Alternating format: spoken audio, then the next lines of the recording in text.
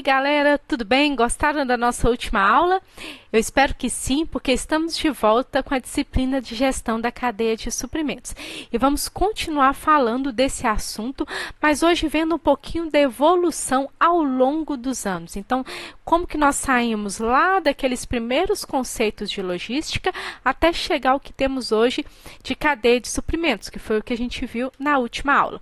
O Novaes vai falar que nós passamos por 4 etapas diferentes ao longo da história logística, que é a atuação segmentada, integração rígida, integração flexível e gestão integrada, que é a famosa cadeia de suprimentos. Mas calma, nós vamos ver cada uma delas aqui com um pouquinho mais de detalhe. Então, começando a primeira fase aí, que é a atuação segmentada, ela começou ali depois da Segunda Guerra Mundial, então depois ali de 1945. E aqui a equipe de marketing, que eram aquelas que elaboravam os novos produtos, eles pensavam nos produtos sempre para o que eles chamaram de família tradicional. O que seria isso? Seria um pai que trabalha o dia inteiro fora, uma mãe que era dona de casa, então passava o maior tempo do dia dela em casa, e filhos na idade escolar, então passavam um tempo fora, mas também um tempo dentro de casa. Então, todos os produtos que tinham na época eram pensados para esse estilo de família. Então, por exemplo, a gente tinha ali refrigerante tamanho família, que hoje a gente quase não vê mais no supermercado, né? Mas era muito comum naquela época. Geladeira sempre branca. Não tinha variedade de produtos que a gente tem hoje em dia. E quando a gente pensa em como esses varejistas vendiam esses produtos, era quase que um caos comparado com hoje em dia. Por quê? Não existia essa informatização que nós vemos hoje. Nós vamos ver de onde que ela surgiu, mas nessa época aqui não existia essa informatização. Então, quando alguém comprava o produto, não era automático essa saída do estoque. Esse levantamento, esse balanço do que a gente tem no estoque, do que já foi vendido, a conferência, era feito periodicamente. Então, imagina, pensa numa Black Friday, que compra aquele monte de produto. Imagina até fazer essa gestão, esse balanço para descobrir quanto que tem. Vai que surge alguém ali no sábado para poder comprar um produto e não acha no estoque, porque até que se lança e tudo mais demora um tempo. Olha o trabalho, olha o tanto de questões envolvendo aí. Outra questão também, só era feito um novo pedido para o fornecedor mediante à medida que esses produtos eram vendidos ali nos varejistas. E aí que tem um grande problema. Só nessa hora, quando eles iam fazer esse pedido, é que começavam as negociações a respeito de preço, forma de pagamento, tempo de entrega. Aí vamos voltar a essa ideia aí do Black Friday. Acabou o estoque de geladeira. Pronto, acabou o estoque de geladeira, fizemos um queimão, foi tudo. Até fazer o pedido, porque a gente não esperava vender tudo, a gente esperava vender ali talvez 50%, então ainda teria um estoque. Mas vendemos tudo, graças a Deus, mas agora temos um outro problema. Porque até fazer um novo pedido, negociar preço, negociar prazo, negociar quanto que vai ficar o frete, até esse produto sair da fábrica para chegar, demoraria um tempo. E vai que nessa cidade a geladeira de alguém, do José, queima. E aí ele vai nessa loja para comprar uma geladeira e não tem no estoque. Imagina o tempo que esse José ia ter que ficar, ou então ele ia procurar um concorrente. Olha como é que essas questões eram complicadas para a empresa. Por conta disso, então, a gente vai ver que um elemento chave nessa etapa aqui era o estoque. E aí, por isso que existiam grandes estoques, e não só ali no varejista, mas durante toda a cadeia de suprimentos, que não tinha esse nome, né? Mas durante toda a cadeia produtiva. Então lá, ó, no pessoal da indústria, na manufatura, existia uma enorme quantidade de componentes, de produto, de matéria-prima estocada. Por quê? Se por acaso aconteceu uma chuva e destruir a matéria-prima lá do meu fornecedor, eu tenho um estoque aqui. Ou se ele demorar para me entregar, eu consigo manter aqui minha produção porque eu tenho um estoque. Então, precisava de ter esses estoques muito grandes. O centro de distribuição, a mesma coisa. Tinha estoque de um monte de produto acabado para poder à medida que o varejista fosse demandando, entregar, né, vender para esse varejista que também tinha uma grande quantidade de estoque. E aí eu acho que você vai perguntar, mas Thalita, pelo amor do Senhor, quanto estoque? Era isso mesmo. Essa fase tinha estoque demais, demais, demais, demais, demais, porque em cada etapa do processo produtivo existiam produtos sendo estocados. E aí que vem aquela grande questão, né? E o custo disso tudo?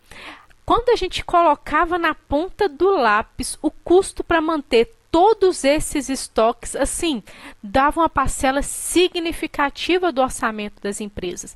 E aí, gente, quando a gente pensa em mercados competitivos, qualquer custo que a gente precisar, que a gente puder cortar, é vantagem competitiva. Então, manter esses estoques estava ficando complicado, principalmente quando as empresas começaram a ter mais concorrentes. E aí a gente passa, então, para a segunda fase, que é uma fase de integração rígida. Mas antes de falar como é que era essa fase, os conceitos dela, vamos ver um pouquinho da história, então. Então, nesse primeiro momento lá, né, da primeira fase, eram sempre produtos padrão, mas aqui nessa segunda fase, um pouquinho mais para frente, começa a ter uma variedade de produtos. Então, não era mais um tipo só de geladeira, aquele refrigerante tamanho padrão, aquele tipo de roupa, daquele determinada cor, começou a ter uma variedade de produtos. Aí você pode me pensar assim, Thalita, se naquela época que era um produto só, já tinha aquele monte de estoque, aqui se eu tenho uma variedade de produtos, eu vou ter muito mais estoque. Pois é. Então, com o aumento dessas opções, começou a aumentar também o estoque. Aí o pessoal falou assim, galera, não vai rolar. Olha o tanto de estoque que a gente está tendo ao longo da cadeia produtiva. Nós vamos precisar de racionalizar isso daí. Nós vamos precisar de otimizar o recurso. Não dá para ficar com isso. Não tem onde colocar. Eu estou quase, sei lá, assim, né, construindo mais uns 10 andares aqui para cima para poder caber tanta coisa assim. Então, eles precisaram de começar a otimizar isso daí.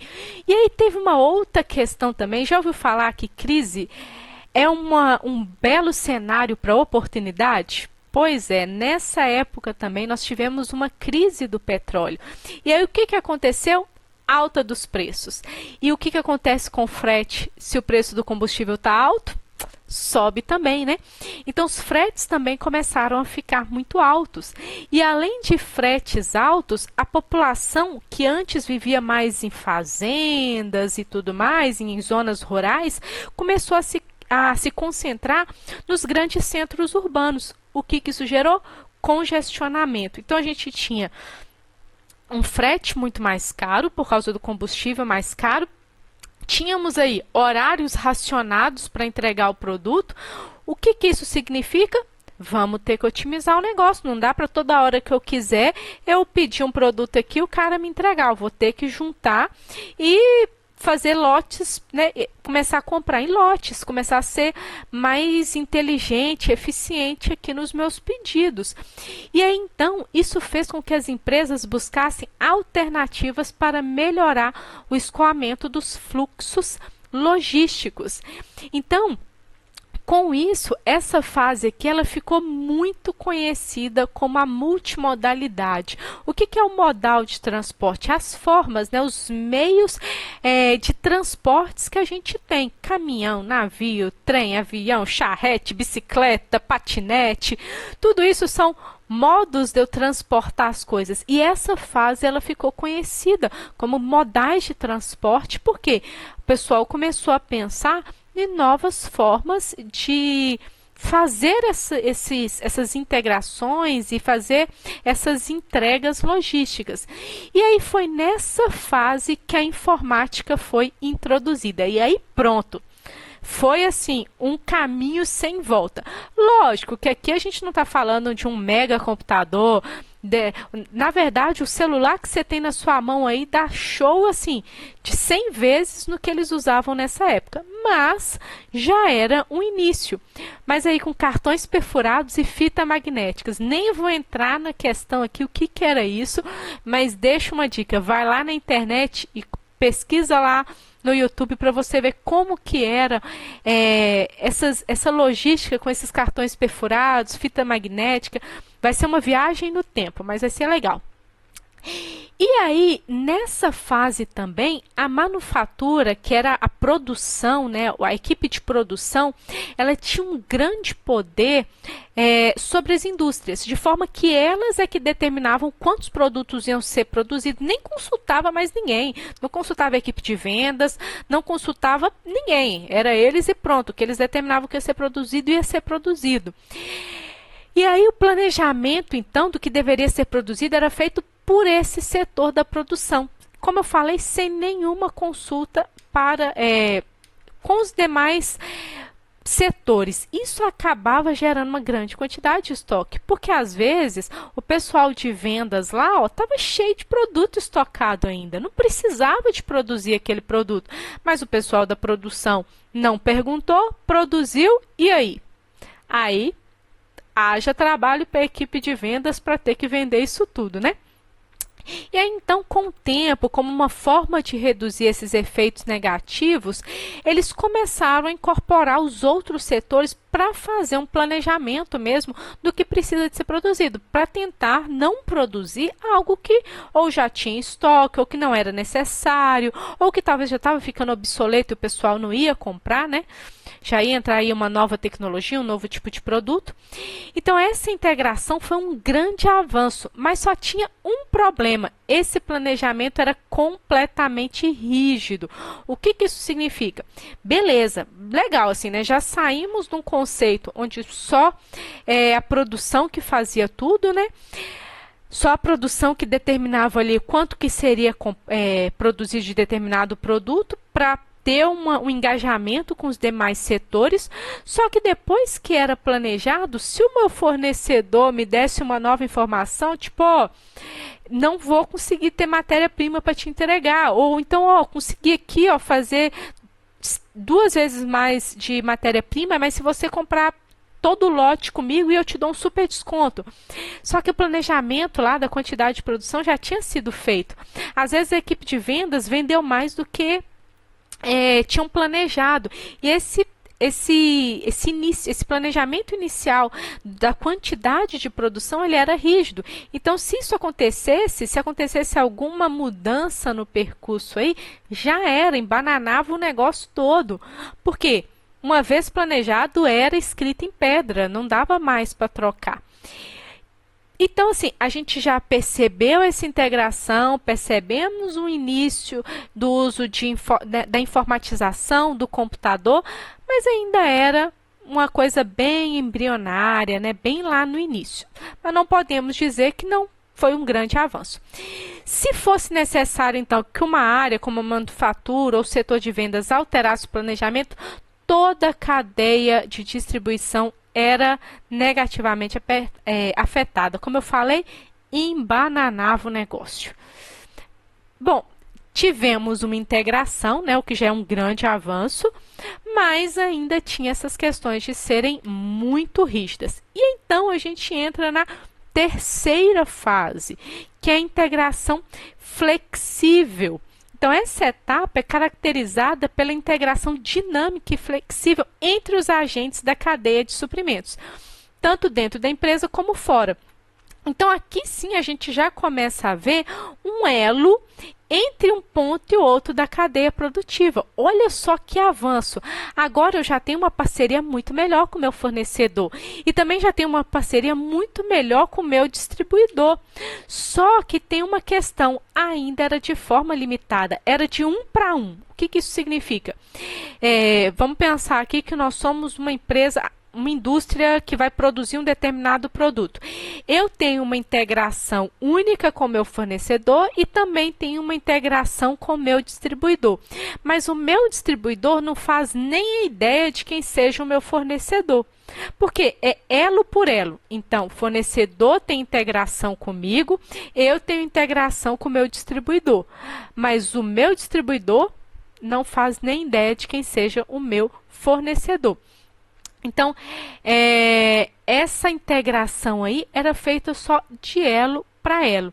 Somente na quarta fase, que é a gestão da cadeia de suprimentos, que a gente teve esse elo inteiro, começando desde lá dos fornecedores até chegar no consumidor final.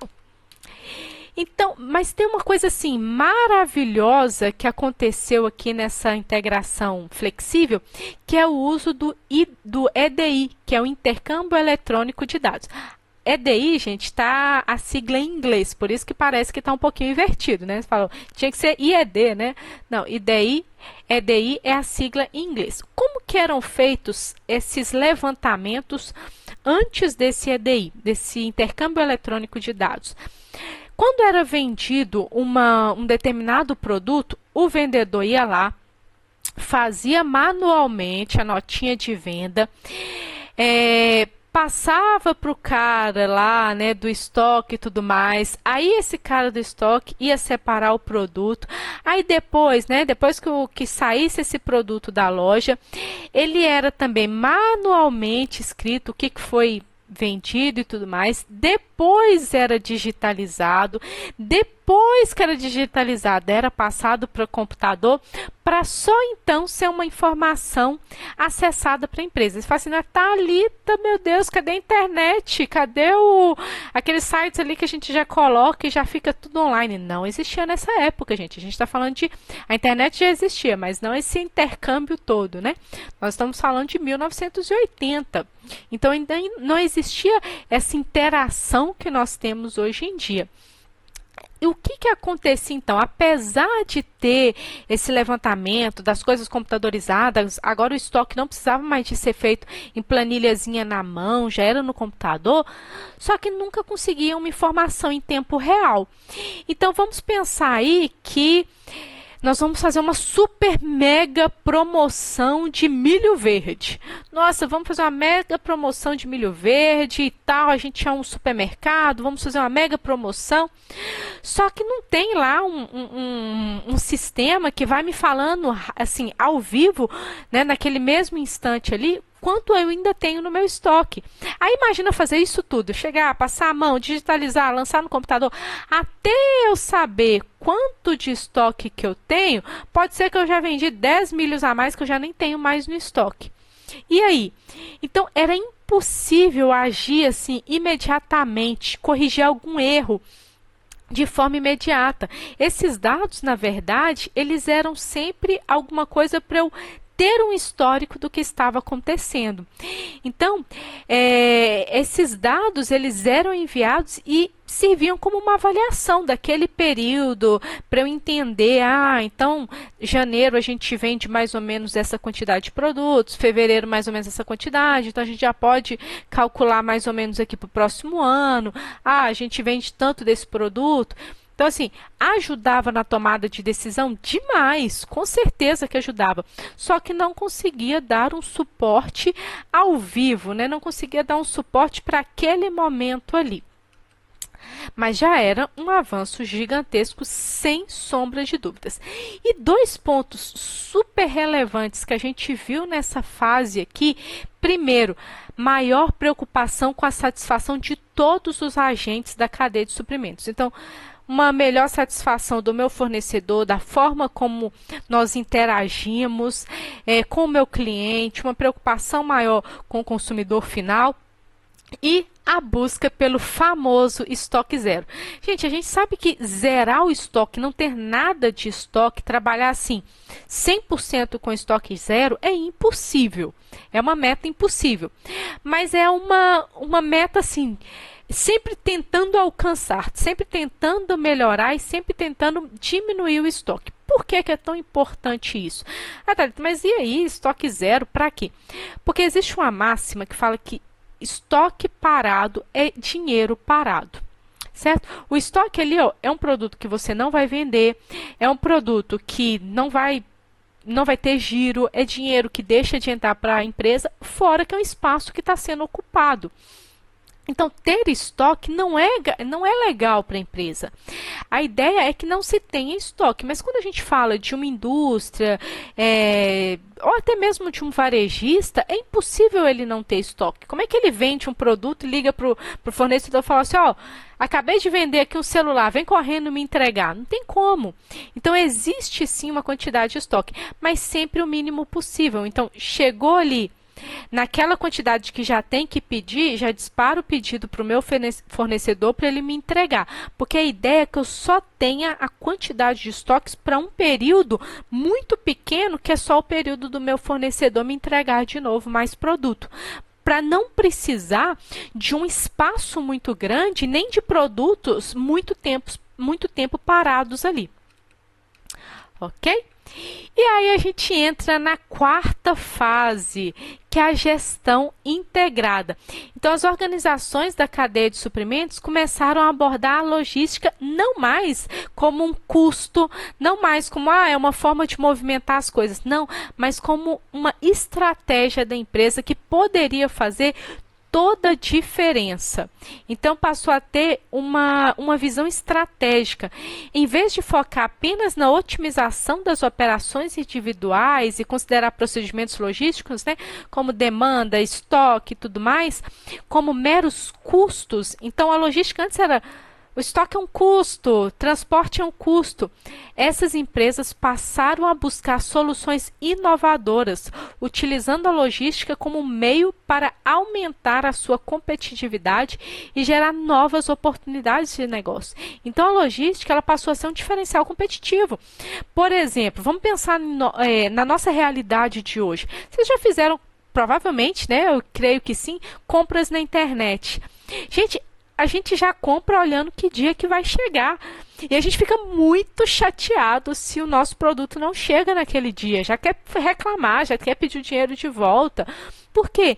A logística, a entrega, tudo que é voltado para esses processos logísticos começou a ser uma estratégia. Por que as empresas como a Amazon, o Mercado Livre se tornaram tão competitivas? Porque elas têm uma entrega muito rápida, muito bem feita.